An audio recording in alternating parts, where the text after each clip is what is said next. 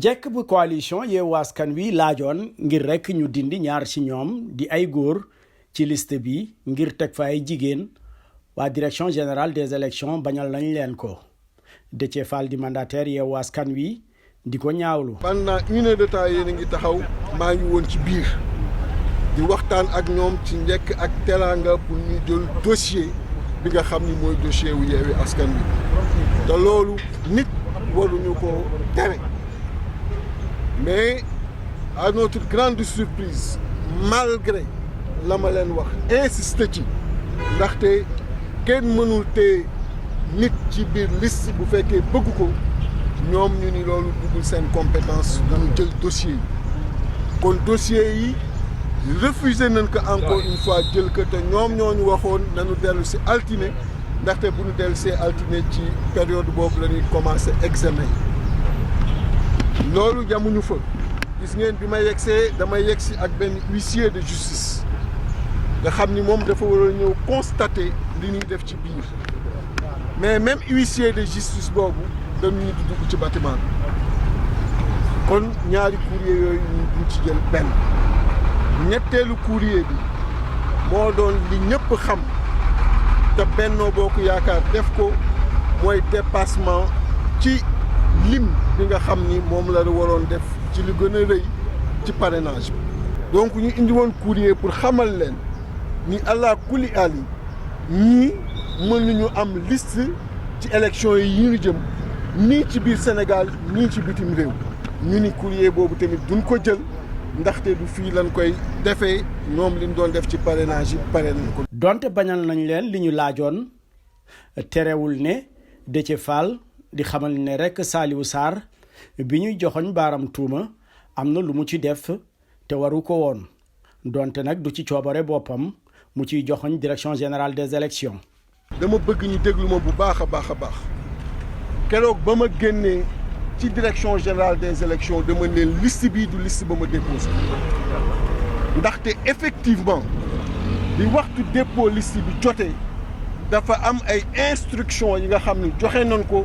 pour que ñu retirer par le Samb mën a dugal Ngoné Meng mais malheureusement ki nga xam ni moom laa préposé woon ci dépôt yi. kan la muy Saliou Sarr deful loolu bi mu demee dafa dugal beneen tour parce que nee na dañ ko conseillé ni que 6e ak 7e position la parité respecté tout bi ma jotee liste bi le lendemain gis ni parité bi ce n'est pas respecté ci laa jógee pour xam la xew ci laa jógee pour également engager procédure. léegi liste bi ngeen déposé mais li wér mooy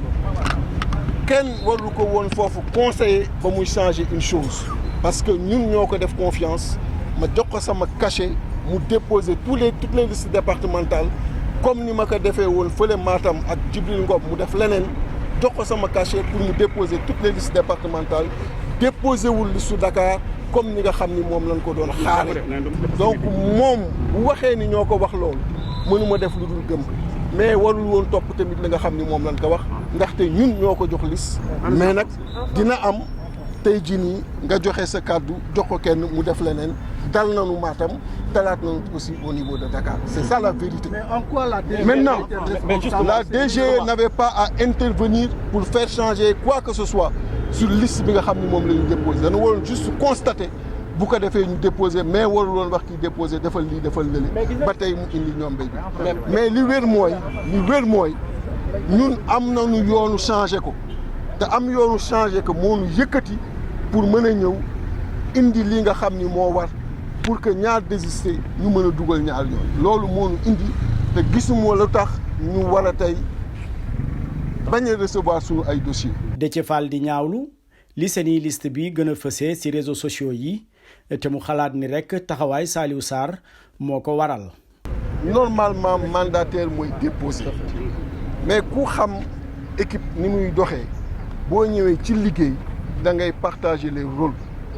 man dama yor une équipe dans cette équipe ñu bare nekk ca ñii yor triwu dossiers yi ñii yor rangement dossiers yi ñii yor saisie dossiers yi ñii yor dépôt dossiers yi te la ca bees mooy dañu am alliance ak